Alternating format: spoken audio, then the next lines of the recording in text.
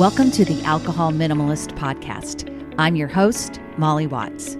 If you want to change your drinking habits and create a peaceful relationship with alcohol, you're in the right place. This podcast explores the strategies I use to overcome a lifetime of family alcohol abuse, more than 30 years of anxiety and worry about my own drinking, and what felt like an unbreakable daily drinking habit. Becoming an alcohol minimalist means removing excess alcohol from your life so it doesn't remove you from life. It means being able to take alcohol or leave it without feeling deprived. It means to live peacefully, being able to enjoy a glass of wine without feeling guilty and without needing to finish the bottle. With science on our side, we'll shatter your past patterns and eliminate your excuses. Changing your relationship with alcohol is possible. I'm here to help you do it. Let's start now. Well, hello and welcome or welcome back to the Alcohol Minimalist Podcast with me, your host, Molly Watts, coming to you from It's a Simply Gorgeous, Oregon. I've probably used gorgeous recently. I'm not sure because we've had quite a few gorgeous weeks here coming into a spring, which was really a pretty wonderful winter. I got little to complain about, I know. So yeah, it's simply gorgeous here in Oregon. You know, we are coming to the end of Alcohol Awareness Month here. This episode is dropping on Monday, April 27th. And I've been thinking about how I wanted to close out this month on the podcast over the past week. We've covered a lot of things over this last month. Earlier, I talked about the 8 facts everyone should know about alcohol. I had great interviews with Andrea Payne from Moderation Management and J.W. Wiseman, the founder of Curious Elixirs, about the growing world of alcohol-free alternatives. As I sat with all of it, I kept coming back to one simple question, and that is, what does alcohol awareness really mean? I think sometimes when people hear Alcohol Awareness Month, they immediately think of judgment and fear and that all or nothing message that has been so historically present around alcohol. They imagine that they're about to be told that if we drink it all, they should panic, they should label themselves, and they should make some sweeping declaration about the rest of their lives. But that is not what awareness means to me, and it's not what I want this month to represent, at least not here on this podcast. To me, awareness means honesty and clarity. It means understanding what alcohol is, what it does, what role it may be playing in your life, and what options you have if you want that role to change. And that's why I keep coming back to this idea that awareness is not really about labels at all. It's all about choice. It's about seeing things more clearly so you can make more conscious decisions for yourself. And I think that distinction matters so much, especially for people who listen to this show, because most of you are not asking, am I the worst case scenario? You are asking quieter, more nuanced questions. You are asking whether your drinking is really working for you, whether it may be costing you more than you want to admit, and why it feels harder to change than it seems like it should, what it might look like to have peace around alcohol instead of constant negotiation. And to me, those are awareness questions. And really, this whole month has been pointing us back towards them. When we first talked about the 8 facts about alcohol, what we were really doing was trying to clear away some of the cultural fog and come back to the actual scientific evidence. One of the most important things we talked about was the fact that alcohol is a known carcinogen. The U.S. Surgeon General's 2025 advisory states that alcohol consumption is causally linked to increased risk for at least 7 types of cancer. And it also identifies alcohol as the 3rd leading preventable cause of cancer in the United States after tobacco and obesity.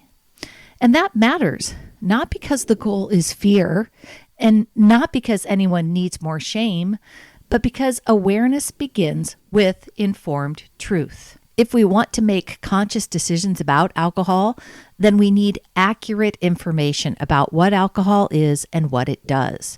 We deserve that information. And I think for a long time, many of us simply were not given it in a clear and practical way.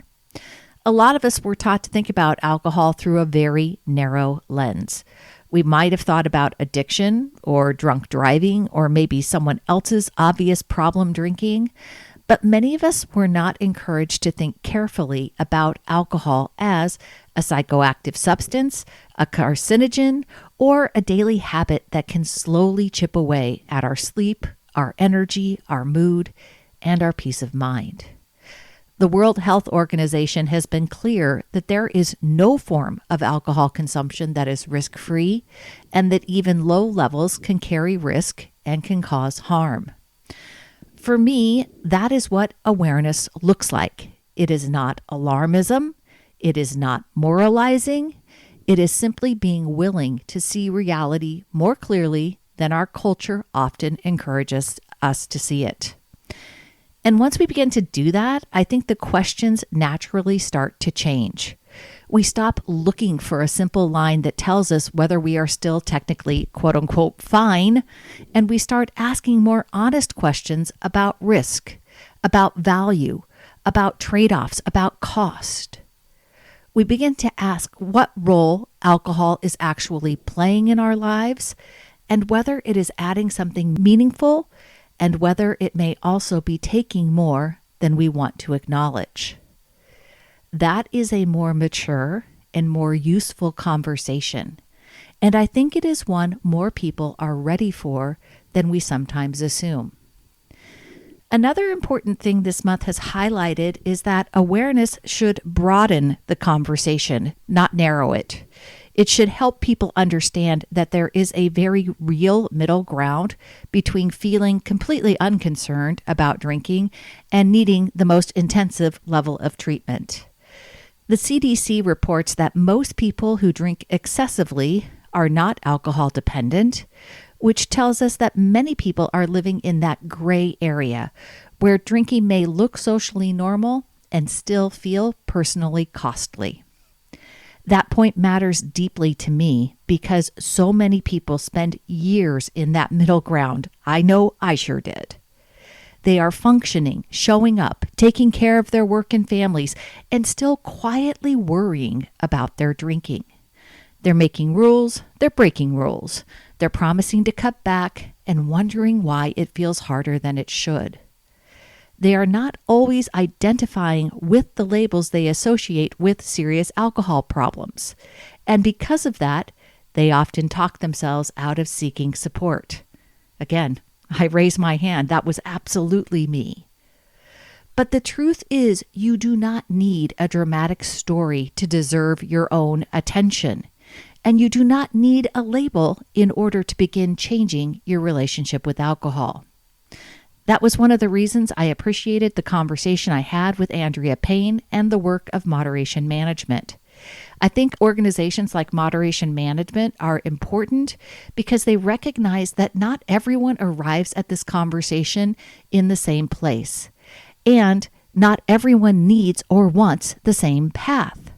For some people, simply hearing that there is support available outside of an all-or-nothing framework can be incredibly relieving. Their peer-led nonprofit offers moderation tools, online support, and self-guided resources are there, and they help people drink less without shame or judgment. And I think that kind of support absolutely matters. Awareness at its best should not back people into a corner. It should open doors. It should help someone say, I'm not ready to declare forever, but I am ready to be honest.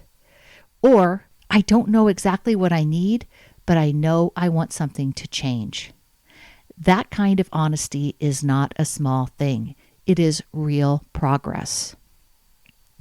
At the same time, if someone knows their drinking is more severe or that moderation does not feel safe or realistic for them, there are evidence-based resources for that too. The NIAAA's Alcohol Treatment Navigator is specifically designed to help adults find science-backed care and higher quality treatment options for themselves or adult loved ones.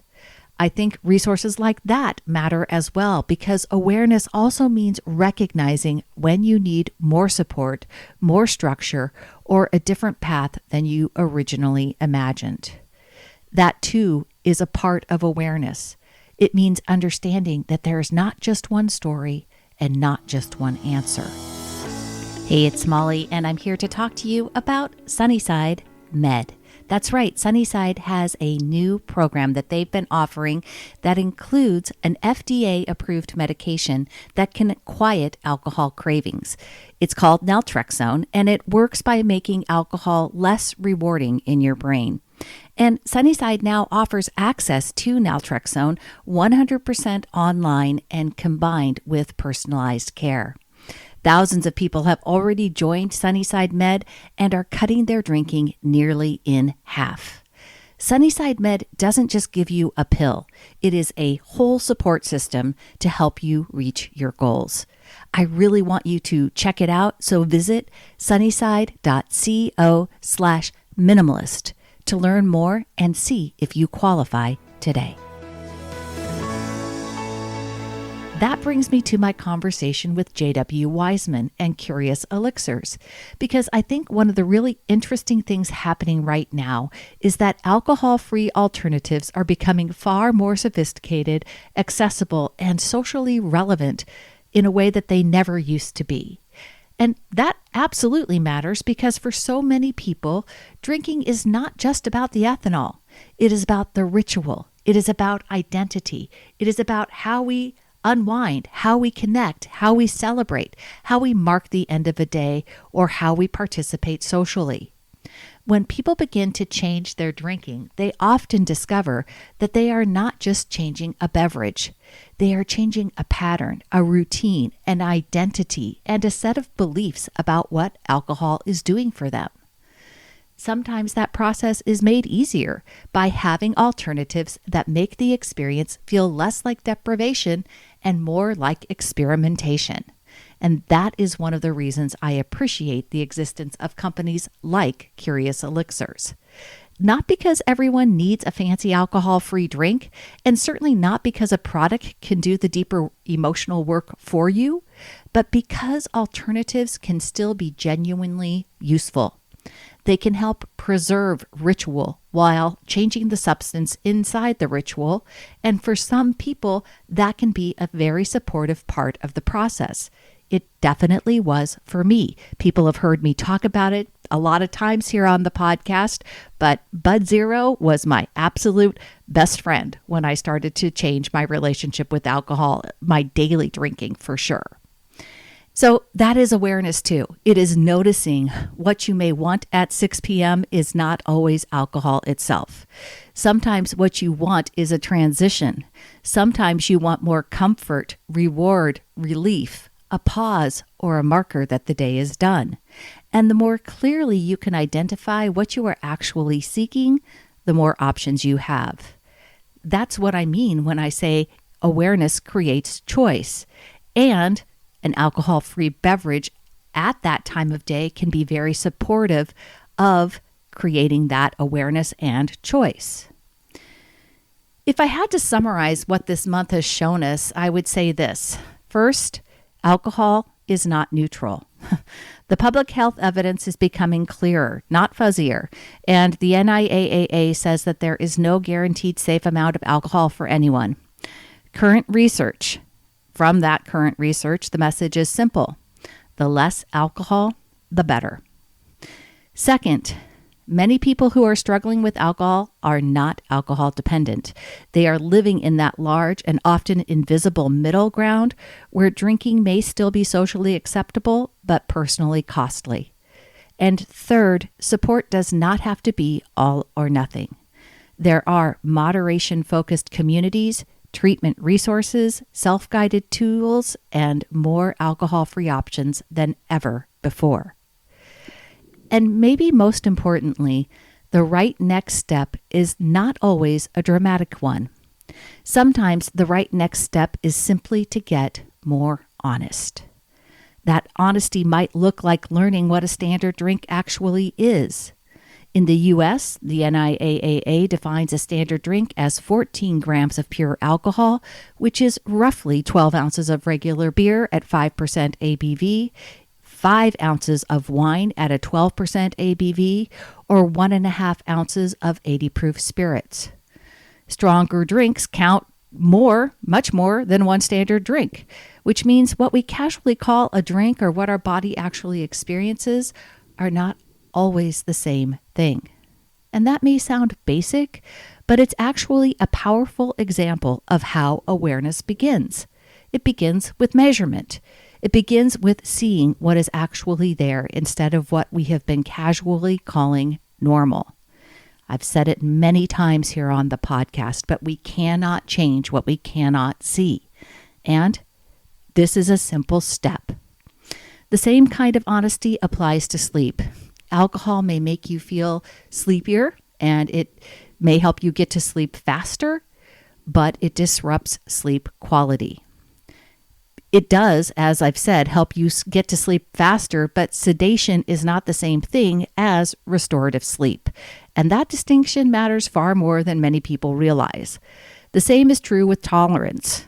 Being able to hold your liquor is not protection. Higher tolerance often means you can drink more before you feel the effects, and that can increase risk over time.